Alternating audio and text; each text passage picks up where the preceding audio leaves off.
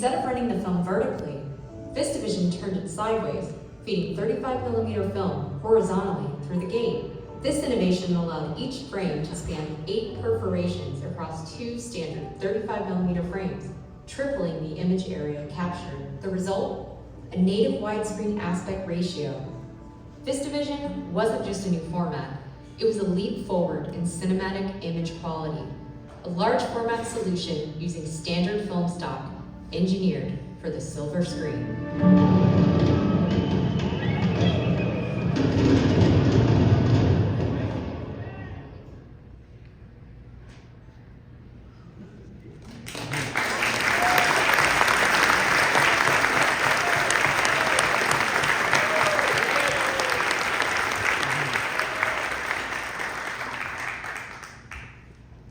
Oh yeah, it has a movement in it. It does, it's complete. That is camera number 33. Woo! Yeah, clap. Actually, yeah, we can introduce it. 33 of maybe 34, 35 that Mitchell made and possibly never ever used. Yeah. You know, that opening presentation is one of the best explanations I've seen on what Vistavision is. And in the pre-digital age, when I used to work with these cameras, I was always asked, well, what's Vistavision? Why are you shooting in Vistavision? And that was an excellent job. That's a wonderful little cut you put together for the audience. Cool, so we're done? Yeah. Any questions? Oh, no. All right. All right, so there are tons of books about the history of Paramount, but few of them actually talk about Vistavision, which is kind of crazy. I brought some examples. Craig, this book here, huge book. I take it that's the Paramount story. The but Paramount story. It's not the whole story, is what you're saying. Well, it's a great book, but there is only one sentence that mentions Vistavision in this whole book, and it says, and I quote, called Vistavision, it involved 70mm film instead of squeezed film, and it generally acknowledged to be an improvement over previous widescreen systems. Okay, well, they didn't see your videos. Well, part of that statement is true. It is better than other widescreen systems, but it didn't use 70mm film, so there's that. There's another book here, Widescreen Cinema. This is an excellent book about the history of widescreen cinema by John Belton.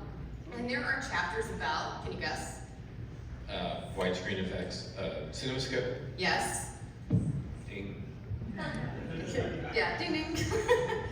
Any other guesses about other chapters there may be in here? Cinema's. What was the stereophonic sound? There you go. But despite Vistavision being Hitchcock's favorite widescreen format, is there a chapter about Vistavision in this book? No. Which, really begs the question, why is Vistavision so sort of forgotten or not talked about in books about Paramount history, in books about widescreen cinema? Is there just not an interesting story to tell? Clearly, there are interested people here today. But is there not a good story? I mean, there's a great story to tell, and I think you're going to tell it. Well, I hope there is for the people in the backstage, because they're standing and... I know, this is a great turnout. This is really wonderful that everybody is here. Yeah. So, Vistavision was very short-lived in its glory days. It only lasted from 1954 to 1961, but it inspired IMAX in that time. It was generally an enhancement to widescreen at the time. It was really sort of the 4K HD of its era. That's what you can consider it. But also it's sort of Hollywood's best kept secret still today. So I think let's just get into it. Let's just really talk about the format that's bigger, sharper, better than the rest. Right? Yeah. All right, let's do it. Go on. Let's do it. All right. All right. Let's set the stage. All right. Well, 1950s era, because these are all people running to the movie theater. Mostly Vistavision. And as we sort of know, in the 50s, with television becoming more popular, and people were living out in the suburbs. There was less theater attendance because people stayed away from the major cities where the big theaters were. And so all the studios in the 50s had to sort of respond with the idea of raising the bar. How can we create the cinematic experience for the movie-going public to be more impactful, better quality? And so all the studios had their different strategies. That sounds really familiar. Yeah, well, history repeats itself. We need a refreshing in the theaters today too. We do. And we're hoping that's going to happen. That's why we're bringing Vistavision back. Yes, well, and maybe Vistavision will play a role in the future too. But so Fox obviously had CinemaScope, widescreen effect. MGM developed 65. Universal just cropped off the top and the bottom of the normal 35mm frame. So that's called a 1A5, and we still have 1A5 today because that was the easiest way to do widescreen. Yeah, CinemaScope. But the lowest quality, obviously. Yeah. And but Paramount had a different idea. They did. Yeah. They did. But let's talk about CinemaScope first. Okay. So in 1953, 20th Century Fox came up with CinemaScope, which it sent seismic waves throughout the industry. So it used an anamorphic lens to squeeze an image onto regular 35mm film, and then it unsqueezed it onto a screen when it was projected. So you can see here, there were some issues with the first CinemaScope film, which this is the Rogue, and there were some issues on the edges of the frame, which you can see. There's a little focus issues here, right, Craig? Well, this wasn't an ideal format because it did have a lot of distortion, especially in the early versions of the lenses, the first implementation of it. In fact, some actors didn't like it. They didn't want to be photographed, and it's particularly challenging for close-ups because there's a lot of distortion with the anamorphic lens. And Frank Sinatra famously said he will never shoot in Vistavision, and that was in his contract. I mean, not Vistavision, CinemaScope. Vistavision, you love. Everyone wants to be Blew it out. Vistavision. He wanted Vistavision, but not CinemaScope because he didn't like the way it looked. Yeah, it's kind of like if you shoot an iPhone, you shoot that picture, you never want to be the person on the end of that photo because you always look kind of funky. It's the same with CinemaScope. Yeah. So Paramount's answer was Vistavision. And any ad that you would see at the time, it always advertises as Paramount's answer to CinemaScope was Vistavision. And that's, again, how you will historically see Vistavision talked about. But we're going to tell you the bigger story here today. The origins. The origin story, as it were. All right, so we've got a picture here of a couple dudes that worked at Paramount. On the left is Farcio Edward, who, you want to talk about this guy? Well, Farcio Edward was also in visual effects at Paramount. Whenever you had to do a shot that needed rear projection, Farcio Edward was in charge of that. And so they had a special stage, and eventually they had Vistavision rear projectors as well. So the whole infrastructure was geared toward creating the movies in Vistavision. Yeah, so he's here on the left, and then you've got Don Hartman and Lauren Ryder on the right, who's going to be a big part of this story coming up. So they're actually looking at projector lenses here, and they started out doing the same thing that CinemaScope did. So they said, if there's a lens that we can get to make a widescreen image, maybe that's the way that we should go. So they met with lens developers like Tashinsky, who did the SuperScope lens. So if you're familiar with Invasion of the Body Snatchers, that was done with the SuperScope lens. They also met with a company called the Hogue Lens Company, who did the Glamorama and the the Superama lens. And they actually got in serious talks with this company, so much so that Michael Curtiz, when he was in pre-production on White Christmas, he took those lenses around LA and did some test shots for them. See, Alan K. Rody's nodding over there, because I got that from his book, thank you very much.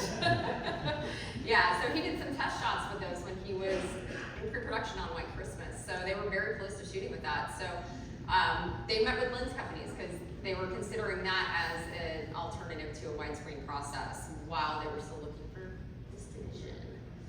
So another thing that they were doing, their camera department was looking through their history of cameras and lenses, and what do we have in stock? What do we have here that maybe we could build, put pieces together, and find something new? I'm sure you've had to do that before. Kludge it together.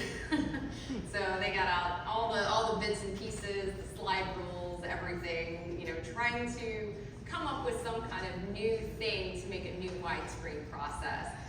Lauren L. Ryder, you saw that picture on the right, John Bishop, who's the head of the camera department, and everybody else was trying to develop something new for Paramount. So another thing that they did at the same time was they were looking at bigger film stocks. So could they just use maybe a bigger film? If they wanted to do a bigger widescreen image, maybe a bigger film was something to do, that they could use. 56 millimeter is not a good idea. It's like introducing yet another esoteric, strange format that nobody would support. No. That didn't happen. Well, 65 happened. we know it didn't happen, but they actually tried it early on. But hey, they were considering it at the time. It's when you The compare it to special order 35. from Kodak. That's going to be that's the nightmare. Yeah. So they considered it, but when you look at the cost, it wasn't cost effective. So for every 1,000 feet of film, 35 millimeter cost 125, 65 at the time cost 312, and 56 cost 428. So Okay, so today 400 feet of 35 millimeter, it's about $1 a foot. all right. Yeah. Just FYI. 1950s prices. Yeah. They seem pretty good. Yeah. No, these are 1950s prices. So that wasn't going to work. So this picture here is of really one of the true unsung heroes of this story. And this is Lauren L. Ryder. And this is Paramount's head of the engineering department, the chief engineer. And he was absolutely brilliant. He innovated nearly everything he touched. He owned several patents. He was nominated for 14 Oscars. He won 8 Technical Academy Awards in his lifetime. And while everybody was looking at all the bits and pieces in the camera department, while they were trying to sketch and find something new and meeting with lens companies, he decided to go through Paramount's history of patents to see what all patents did Paramount own. Is there something that we own that maybe we could use a patent to come up with something new? And that's when he discovered that Paramount owned the Clark patents. So what are the Clark patents? The Clark patents Paramount had owned since the 1920s, and they'd been just filed away, and he found them. And if you look at this patent here, you might think this looks a little familiar if you know anything about Vistavision, because it was for a horizontal 8-perf shooting format, which, if you look, was from 1921. Someone had come up with that. And it was also for reduction printing, which is another thing that Vistavision would use. So none of this was new by the time they did this in the 1950s. They had had patents for these since the 1920s. So Lauren Ryder decided this may be something that they want to try. So the thing about this was shooting horizontally on 8 perfs is very similar to still photography. So he decided to run tests. He thought, if I take out a regular, just still 35 millimeter camera, if I shoot stills and then I reduction print it down, will I have that good quality when I project it onto, a 35 millimeter regular projector? So he went out, did some tests, reduced the print, projected it, and was surprised to see that he still had that quality of shooting it wide, shooting a widescreen image, printing it down, projecting it. He still had a really nice image. Unlike CinemaScope, which kind of had image quality issues, he still had a nice quality image when he projected it. So we should probably explain just. Yes, please explain, because I think I'm not explaining No, this you well did- enough. you're doing It's a it very well. complicated thing without a better thing here. For the layperson. Help. So there's 2 ways to enjoy Vistavision. There's natively photographed Vistavision, and then it's projected in the Vistavision format, and that required new technology and new equipment, which we'll get to, I'm sure. And then the other idea is to reduce it. So with conventional film, the grain structure was reduced so that when you made a 4-perf release print, the quality looked better than if you just shot natively 4-perf. So it was definitely an image as well as a lens, less distortion lens, and more beautiful image. So there's two ways to enjoy Vistavision, and we're going to do it both ways. So, but the Vistavision being shown today, or tomorrow rather, is actually being projected in Vistavision, which is very unusual. I think the only films that came out in Vistavision, and you'll have to correct me, was White Christmas, that was actually projected in Vistavision, Ten Commandments, and Strategic Air Command. That's what I heard. There's a few others. Okay. But I'm still doing the full research for the. I'm sorry, for the I'm book. jumping ahead, I'm sorry. You are. No. I'm not ready to make that complete announcement yet. Okay, all right. Still under research. Let's move on then. Moving on. So Lauren Ryder, he called over John Bishop, who's the head of the camera department, to look at the test that he did, and John Bishop said, yes, this has the quality that we're looking for, because again, when they printed down a large image to a smaller negative, just the regular 35mm negative, and then projected it, it looked good. Unlike CinemaScope, which was printed on regular 35 and sort of blown up, it didn't look as good. Anyway, John Bishop was excited about how it looked, but now he had to find a camera that could shoot horizontally 8 per film. So he went back to the camera department, Paramount, and looked and tried to find a camera within their department that could do this. Could they find a camera that they could alter to shoot horizontal film? But this mock-up looks like sort of what our Vistavision camera ends up looking like. Yeah, A little bit. A little bit. This is a later publicity shot. As you see, there's a Vistavision sticker on the top of it here. And this camera just looks like it's doomed from the start just because of that roller there. It just looks like that's gonna They changed there's that. a brain wrap waiting to happen. But you know, he doesn't look too happy with it. But he decided, I'm gonna go out and go to a camera shop and see if I can find something, because they didn't have anything in stock at the department at Paramount. So he went down the street to 6262 Sunset Boulevard, which was about a mile from the Paramount studio, to Morgan's Camera Shop.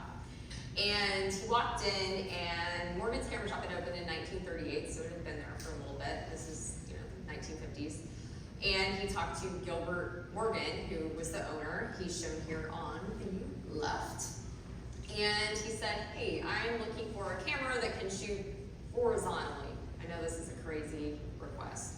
Morgan's eyes lit up because he had these 2 Stein cameras that he had been trying to sell to studios to shoot horizontally a widescreen image for 10 years. Why didn't he go to Paramount with it? I don't know. Maybe he did. Maybe it's the wrong time. I don't know. But his friend, Clarence Slifer, had told him years ago, if you turn these cameras on their side, you can shoot a horizontal image and get a widescreen image. And you have a story about Clarence Slifer. Oh, well, yeah, I knew Clarence Slifer. I interviewed him for my book on mapping. He was a... Is that a plug for your book? Yeah, well, it's out of print, so... Yeah, you gotta get on eBay. It's a lot of money. Someday, hopefully, I'll get to reprint it. But anyway, yeah, so Clarence was Selznick's visual effects cameraman. He worked on Gone with the Wind, the Rebecca, all the Selznick pictures, received an Oscar for Portrait of Jenny, and was one of the behind-the-scenes visual effects guys that did a lot of great work. So, mentor, I really enjoyed him, and hugely talented. Obviously great ideas. He was an ideas person. Yeah, the secret guy behind Vistavision that nobody knows about. So That'll be in your book, I guess. yeah, the book that hopefully will be published. If there's any publishers out there. Yeah. So the Stein camera. Let's talk about the Stein camera a little bit. Yeah, so the Stein camera looks very much like a Mitchell camera, but it's made by Stein. And the idea here is that this is an early 2-color process. And so why they were pulling 8 perforations, they had a lens that photographed the same scene through a prism with a red and green filter. I think it was red and green, but it was a 2-color process. And so they developed it to kind of make a pre-Technicolor type of movie experience. So the color was not as good as Technicolor, which obviously would surpass it and make these cameras obsolete. But they were around and they were very capable, And what they realized is if they just took those lenses out that were this with the split, Right. and they could just machine out just a little piece of metal between the four perforations, they could get a total 8 perf pull for the exposure, and then mount the camera on its side.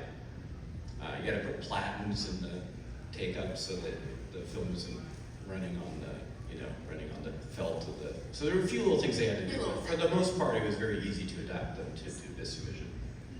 Take it out, yeah, and put it on its side. So you're probably at this point, if anybody knows anything about Vistavision, has done research, this is probably maybe going a little bit against things that you've heard before. So you're probably wondering, how do you know all this information? I'll tell you how we know this information. Because you're the paramount archivist. That's how you know this information. Well, here's one of the ways. Found this cool note here. So this note here is sort of the genesis of how this whole project goes. And it's hard to read this, so I'll tell you what it says.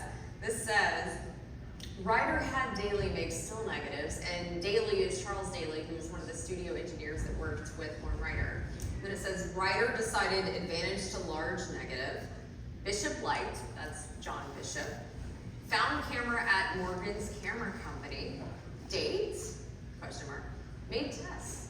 So that sort of chronicles how they came up with the whole idea. And this was in some of the legal files, just saying, you know, hey, this is how we came up with the Vistavision thing. I thought that would be written on a napkin. It might have been. This is the size of it.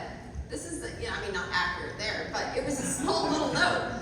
And then additionally, there's also notes that, there was a notice of invention that was filed that chronicled the whole invention that John Bishop, the head of the camera department, wrote, that said he came up with the idea on the evening of July 9th, 1953 in his Spanish-style home on Clark Drive in Beverly Hills, where he conceived of the idea with Warren Ryder about coming up with Vistavision, which wasn't called Vistavision at the time, but the idea of capturing an image horizontally to capture a widescreen image using a side camera.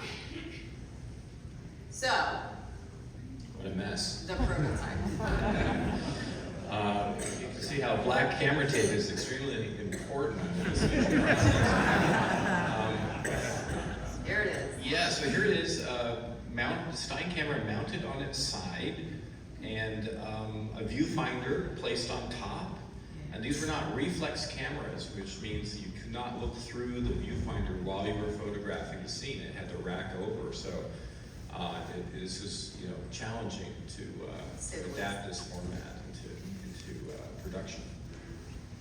Yeah, and unlike CinemaScope, this would improve image quality, make it look better. At least that's what they told the execs at the time. And it shot 8 perf. An 8 perf image, and the idea was we will shoot a large image and then we will print it down to a 4 perf image for releases. So any projector in the world can play this. We'll shoot large, print it down, send it out. But then some venues might have Vistavision projectors. That wasn't the thought at the time, though. Okay. Not at the time, per the card, which we'll get to later. These cards, these show up on eBay, by the way, and you and I always go into a bidding war. Don't ever bring it up. We finally realized that we were bidding against each other. And now the prices. It's about this card. No, Craig told me about this cool card he saw on eBay. Hey, I saw this cool card, but I got outbid. And I had to tell him, Craig, I'm the one that outbid you on it. All right, so if you see these on eBay, forget it. She's gonna get it. I probably am. Sorry, Craig. So all the resources of the studio behind you. I'll never let me live that down. All right, back to the Stein camera. So they build this camera in July and they show it to the studio execs. They're all impressed. They love it. Great, we've got something to compete with CinemaScope. Finally, when can we shoot? Well, the engineers, they hadn't even had time to really test the whole thing. They hadn't had time to really work out the post-production process, the editing process, syncing the sound, anything. But they didn't have time.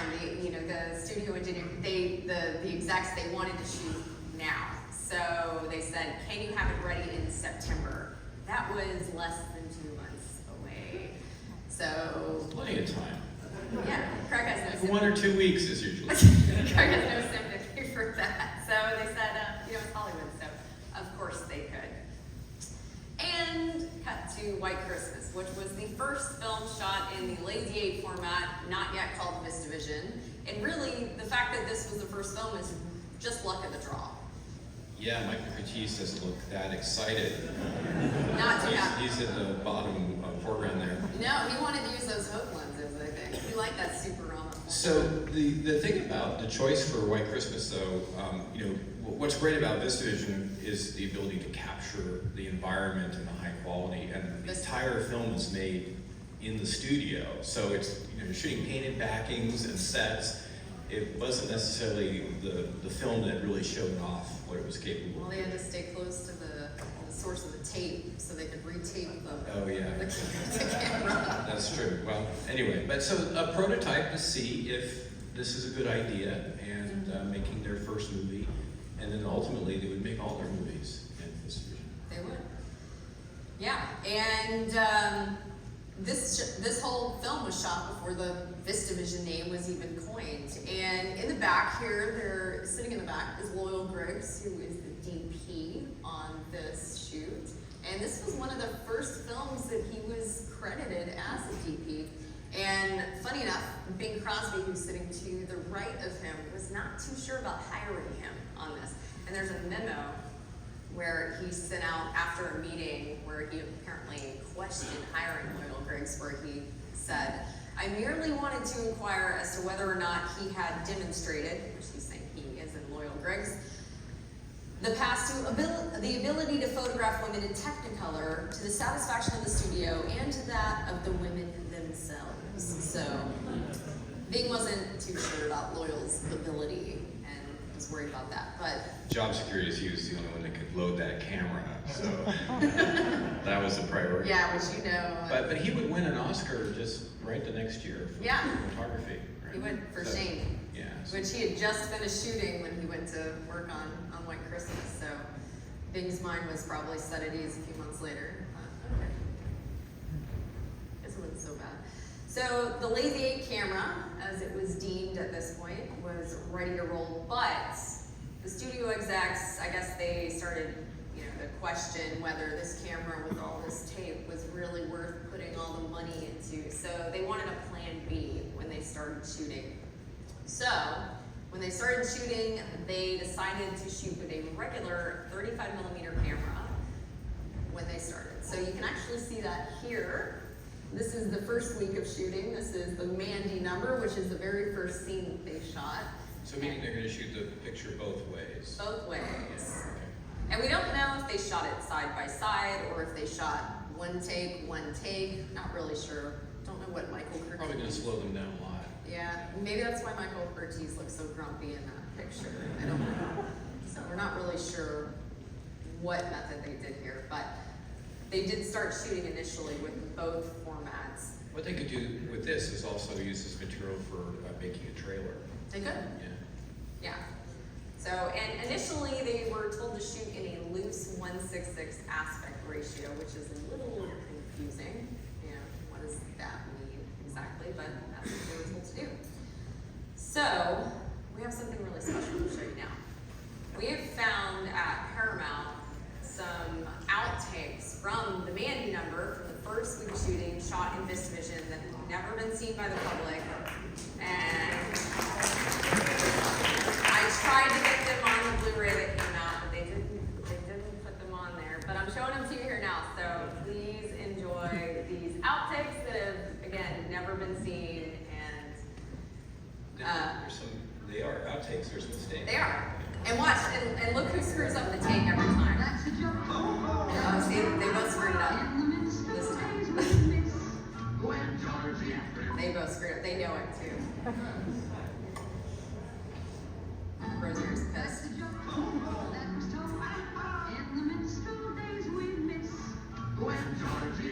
No, big nose. Big nose.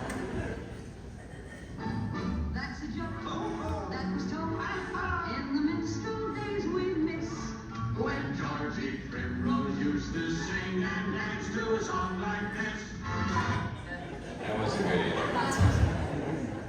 see our Curtiz in the background. That's a joke that was told in the midst of days we miss. When Georgie Primrose used to sing and dance to a song like this. This is great. In the bottom right, there are two small children. Right, and that aperture. Like, you can see the one. Dancing. Loving it. So viewfinder markings are very important. That's a joke Oh, Dave. Watch his face. He knows he missed it too. He knows it. He knows. Dave. That's a joke No, missed it again. What is he doing? when Georgie Primrose used to sing and I don't dance know to whether a he's song like I'll cut it though.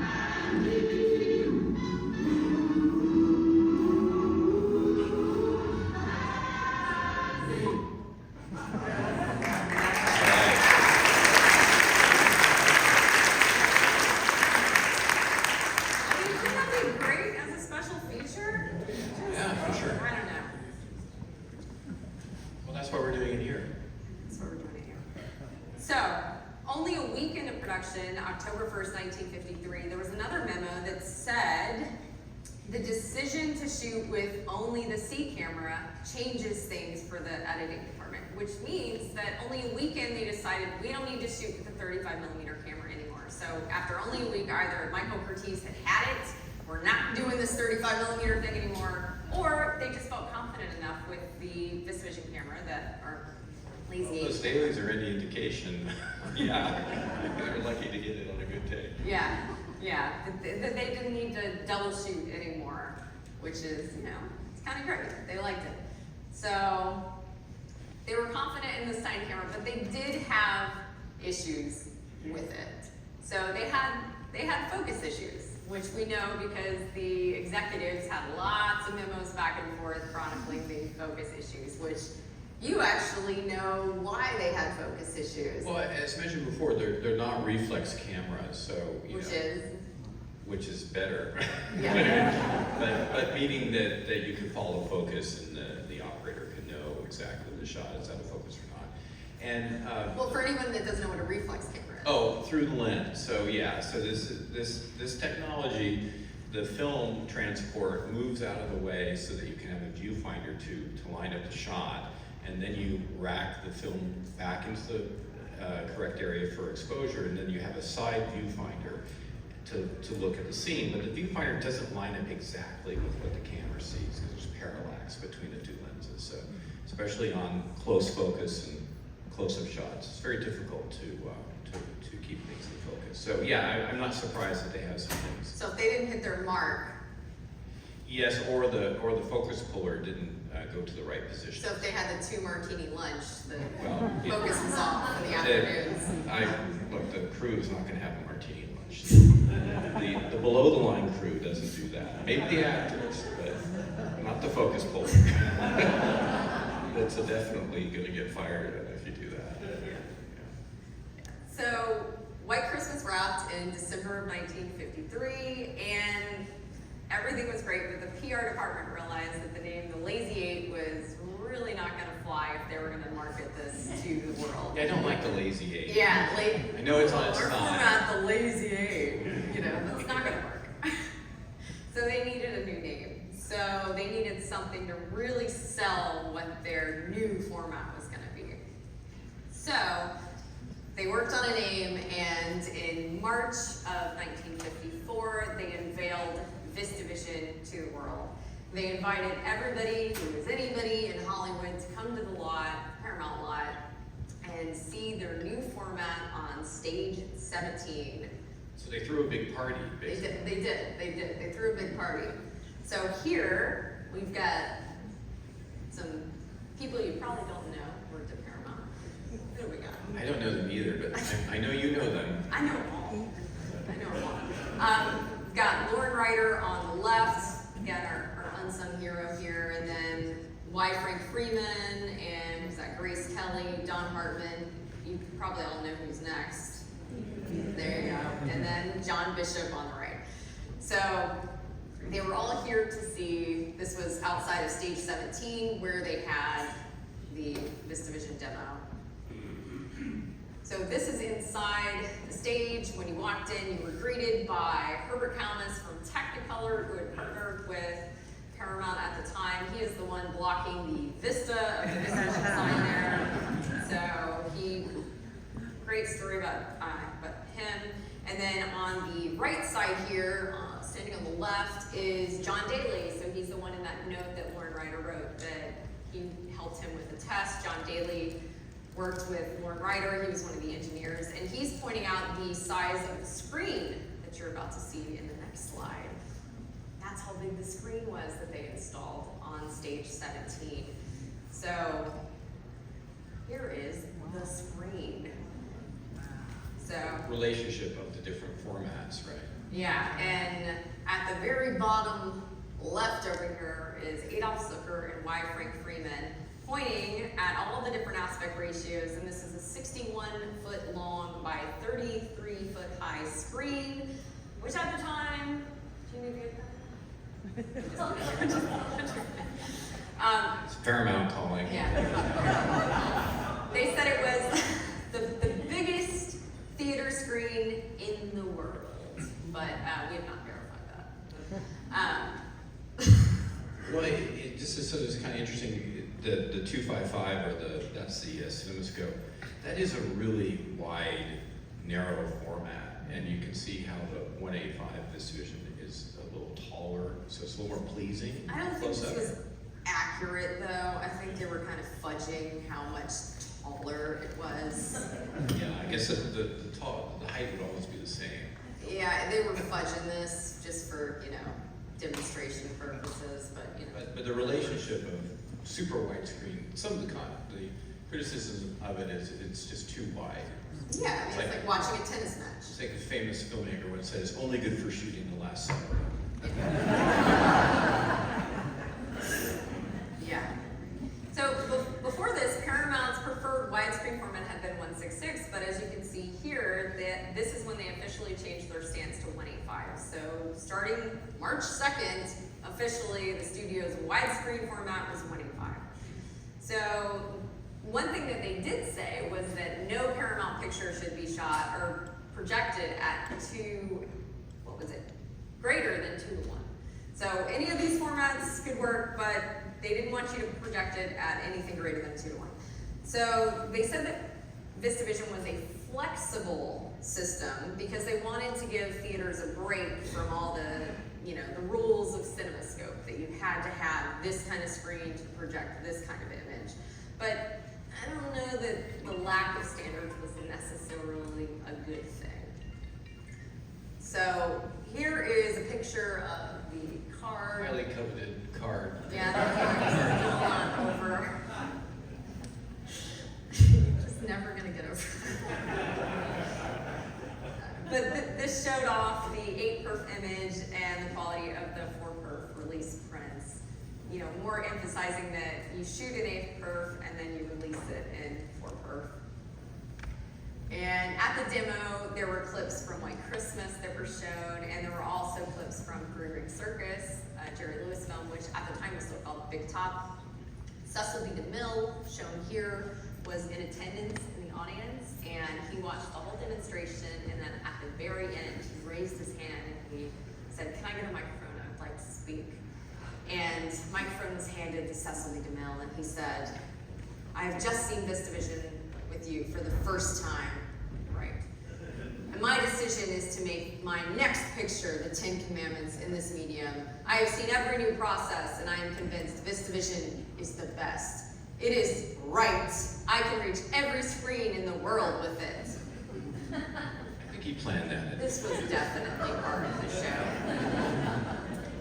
They acted like it wasn't. DeMille's a showman. I mean, He is a showman. That's what you're gonna do. Yeah, and it was also already said that he was only gonna make one more picture, so this was even more amped up, that his last picture was going to be in Vistavision. So, they also did a demo a few weeks later for Young Hollywood, which now we would call a PR event. So they had all the cameras out, and they invited all the youngins to come out and pose with a Vistavision cake. The aspect ratio on the cake is too widescreen. It's a CinemaScope cake. And It it's really is. impressive. Yeah, I think that's Fernando Lamas is thinking that right there. He's getting a little confused about that. So here we've got Marla English, actress, who is looking at one of the Vistavision postcards, and she's showing her date that she's actually on the postcard because it's different than some of the other ones, like the one I have here that Craig's so mad about. She was actually on this postcard because it's the photo that you see DeMille pointing here to, that picture. She is the one on the image there. So she was pretty excited about that. And Marla might look familiar to you if you are a Vistavision head because, well, first of all, she was in line for cake. We're gonna miss out on that. But she also was the Vistavision gal who showed up in all these ads for Vistavision. So you see her in a bikini, bathing suit. A little more cheesecake. Okay. So, Sorry, go ahead. at all the demos, you know, they stressed that, again, Vistavision is a format that you shoot in, and then you release it in 4 perf. That's what it goes to theaters. But, of course, the question started coming out, why can't we see it in Vistavision, in the native format? So they had demos all around the world. They had them on the Paramount lot, but then they went global with them. They went to New York, and they went to Toronto, and then they went to Japan, and everywhere. Global, you know what that means. So I don't need to explain it.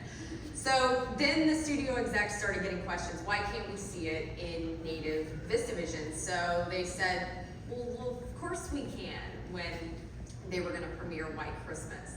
And of course they said that without actually talking to the Paramount engineers to see if that was actually even possible. So they promised it a month before White Christmas was set to premiere. Oh, and by the way, if you have done this, if you put Vistavision in a regular projector, it just shows every other frame and gives you an epileptic fit. So you need special equipment. The voice of experience right here. So they promised they could do it, and they did. They Yeah, 2 weeks. they worked with Century, the guys at Century Projector Corp, and in a month they built projectors that project horizontal 8 perf film. And if you think that that's not a big deal, you're probably not an engineer, because just think about this. The film had to go twice as fast as projectors. Twice as fast means things are going to heat up faster. You need twice the amount of space in a booth for the film. There's a lot of things that can go wrong. But in 28 days, they built projectors that worked flawlessly. And they built 6 projectors that worked. And the 3 pairs of projectors, because at the time you needed 2 projectors per screen. They installed these projectors in Radio City Music Hall, at the Warner Theater in Beverly Hills, and then 2 on the Paramount lot. And these projectors worked flawlessly for the White Christmas premiere. And they were missing doors, they looked very crude, they looked sort of like the Stein cameras did for the White Christmas shoot, but they worked great. So. And you still have a Vistavision screening room at Paramount with one of these projectors, right? We do. It's the Gower screening room, and only 1 projector still works. The other one is in a basement and looks very sad. It doesn't work. The movement doesn't work. Might be opportunities to bring it back. Well, we can run 1 reel at a time. Anytime I call a projection booth, they say, "What? You want to see the projector at the Vistavision screening room again?" I say, "Yes." Everybody always wants to come for a tour. Yes, we still have one there. So, meanwhile, back at Paramount, they still wanted to come up with a better Vistavision camera, because they had used the Stein, but they knew that they needed to develop a permanent, better camera, not one that was just taped and glued together. So here's John Bishop with another model. Nice stickers. Nice stickers, and as Craig pointed out, he's Yeah, he looks like he's pointing the camera the wrong way in this particular case. Which may be why it took so long to figure out how to work. That is very similar to what the elephant ear Vistavision camera. Yeah. So, a year into it, so they were working on creating a permanent camera, and Technicolor in the meantime decided that they could use some of their 3-strip cameras, which weren't being used anymore, and converted those 3-strip cameras to shoot Vistavision. So Mitchell Camera Company, who ended up building the camera that you see over here, created movements inside the camera, which is the thing, it's basically the brain of the camera, to convert these 3-strip cameras to shoot Vistavision. So they converted 6 of these 3-strip cameras to shoot Vistavision in 1954. They converted more a few years later, but they converted these to help Paramount be able to shoot more Vistavision films. And you corrected me on this, because when I saw these photos, I thought that was just a Technicolor camera because of the magazine is set up for 3 rolls of film, red, green, and blue, but in this case they just only have one, probably the center one, as normal negative, and they converted the camera to Vistavision. So having the infrastructure of the camera already there, they could actually turn that around pretty quickly, which is amazing that they were able to do that. Yeah, these are from To Catch a Thief. Hitchcock's favorite format right there. Favorite widescreen. So in 1955, the Academy Awards was very excited about what had been done with Vistavision, and they honored Paramount, the Paramount Engineering Department, Lauren Ryder and John Bishop, each with awards of merit for developing a method of producing, exhibiting motion pictures known as Vistavision. And this is a picture of John Bishop and Lauren Ryder. They're standing at the back of the table here at the ceremony. And they have full-fledged Oscar statuettes, which is not a plaque, but a real statuette. That's actually unusual that they. Yeah. You're jealous? Or? No, I just observing. Thought it was really important. Yeah. That's John Bishop here with his Oscar, and then this is actually John Bishop's ticket for the night. Notice it cost $12 for that dinner that he got for the Oscar ceremony.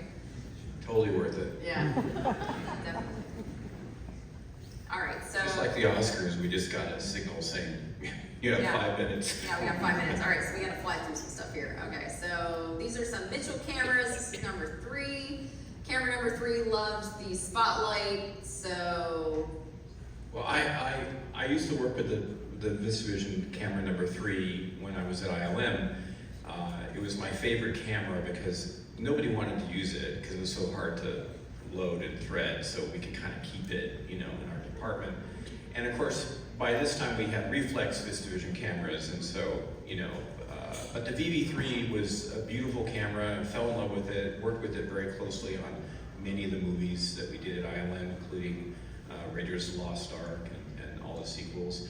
And doing some research on that camera, I'm like, well, what is the history? What is the background? I found this photograph where the VV3 was used on North by Northwest, which is coming up next.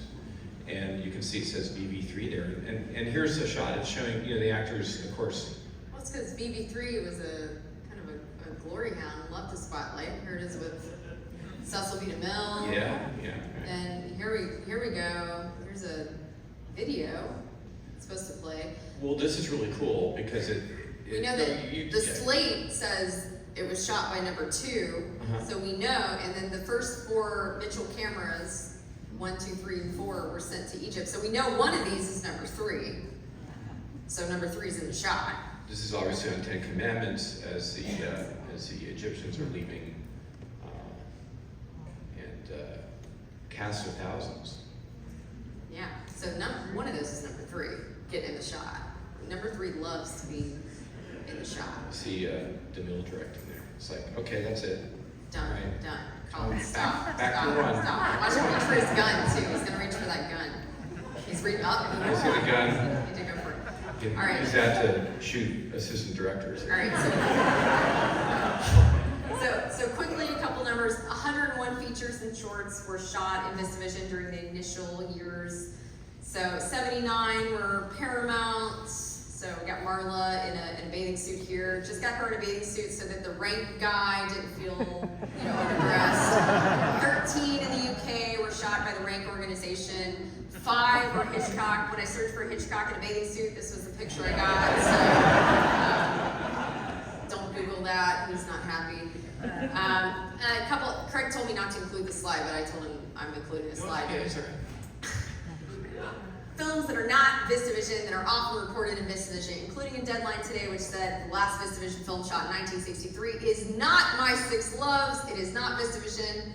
Here is the scan of the negative. Notice it's 4 perf. It is not Vistavision. If it was Vistavision, it would be that way, and there'd be 8 perfs on the top, not Vistavision. There's a bunch more that aren't Vistavision. I'll tell you about them later because they're going to yell at us. You're going to correct all these problems in your book. I am, but coming soon. But the other one I got to tell you about, because the last Vistavision film was One-Eyed Jack's 1961 of the Paramount years. But the other ones I have to tell you about are the Japanese films that are often quoted as being Vistavision films. And these are because there's a big misconception. A lot of Japanese films that are non-anamorphic widescreen are called Vista negatives. And this has been a big misconception for years. And Criterion just recently restored a movie called Death by Hanging that they found one of the Vista negatives was not Vistavision. It was a 4 perf negative. Anyways, if you see something that says Vista negative and it's a Japanese film, it's probably not Vistavision. They're gonna yell at us, so I'm just trying to get through this. Your passion getting the record straight here. I can talk about it later out there. We should just keep flying. Yeah, keep going. Yeah, keep flying. But Vistavision didn't last forever. 1961 was really when Paramount laid it to rest. And we just want to take a moment to The ending of this The video. ending. Well, yeah, I mean, just kind of ended in 1961.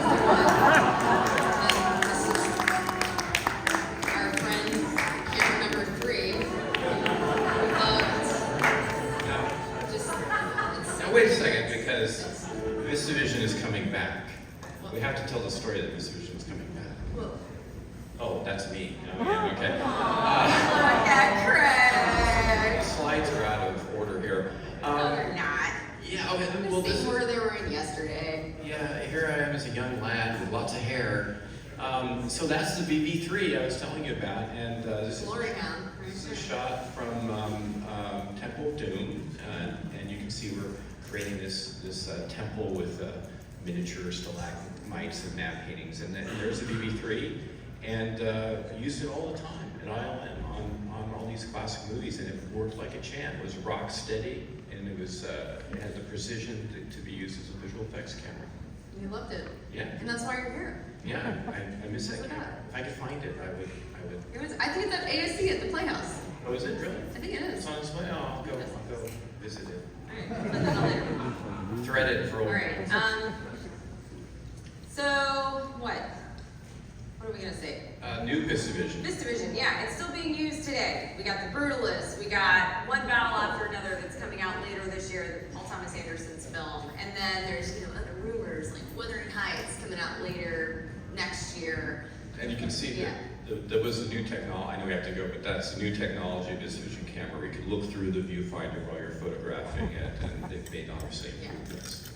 Okay, and these are some recommendations of films that I've recently worked on at Paramount that are not available. And I'm putting this up there so you guys can take photos, because it's up to you to ask TCM to put these on their channel to run a Vistavision marathon, or